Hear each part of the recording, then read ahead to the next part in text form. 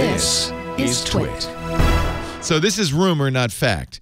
But the Wall Street Journal and others are saying that Apple is asking, Apple, as you know, has Apple News. It's free right now to Apple users. But they're apparently looking at least two new subscription services. One is a TV service and one is a news service. They bought Texture, another one of our fine sponsors that got acquired by a big company. They bought Texture. And Texture was started by, we should point out, by Hearst, Condi, and I think some others. Meredith, when it still was made, rest in peace. The idea was we're going to own our destiny in digital. We'll have a service that you subscribe to. We'll distribute the money, and that way people will still get magazines. And so Texture, and I love Texture. I thought it was a great service. I'm actually very sad that it looks like the end is near. Apple bought it, but now the Wall Street Journal says Apple is going back to those publishers because, by the way, the acquisition of Texture did not mean that they acquired the same rights that Texture had. So they have to renegotiate all these deals. They're going back to publishers, and the rumor is, and I credit it, because obviously these publishers are getting offered these deals and going to the Journal and saying, you won't believe what Apple just said. They want 50%, and no subscriber data will be passed along. Do you think, as opposed to, let me just add here, Facebook, which sends people, I believe, I could get this wrong, but I think Facebook sends, helps publications find out who's going to subscribe and sends them to them and takes nothing. And Google, which has said that they're going to take only enough to cover their bare costs, and that's next to nothing. Yeah. So if that's the case, is that too much to ask? I think so.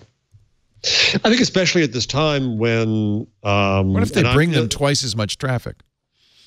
Well, same argument that Google makes, the argument that they'll make. Yeah. Apple's plan apparently is to charge end users $10 a month and then to divvy up the 50%, keep 50, and divvy up the other 50% among the publishers based on the amount of time. I think this is really interesting, the amount of time users spend reading. So it'll be directly... Right, and connected to the amount of time they spend reading that content. So I think there's a few issues with this, and I just wrote a post this week about, I called you showed it earlier, the scorched earth, and I don't make myself popular with some folks, but I think we've hit we're very near the end of how many paywalls we can have on Earth. They're not going to work, but. There's an interesting. I would agree with you. By the way, I notice, and I'm sure our audience also notices that, now that we hit so many of them, I'm saying, okay, Bloomberg, I'll take my 9 articles and keep moving. I'm not going to pay for it. And there's publications I choose never to link on in case I need that one article. Right. My son lives in Boston. I'm interested in Boston.com occasionally, but when I hit the limit, okay, no big deal. Even worse, there are a lot of paywalls. You can't even read the content at all. Right. Right. And I was talking to some publishers just today. Yeah. Right. I was talking to some publishers just today, and I said, somebody comes and they hit a paywall, and that's a potential customer. It's the worst thing you can do with them. You lose them. Yeah. Anyway, the Apple thing, which is the same argument I have against micropayments, which everybody thinks is going to be the messiah that suddenly saves everything. I've had 25 companies come to me saying, I've got it. Micropayments is going to save everything. So funny. We've been saying that for 20 years at least. But part of the problem here is that if you are the Wall Street Journal and if you charge $600–800 a year, and if I can now get articles from the Wall Street Journal on Apple for, pennies, literally, potentially that hurts the Wall Street Journal badly.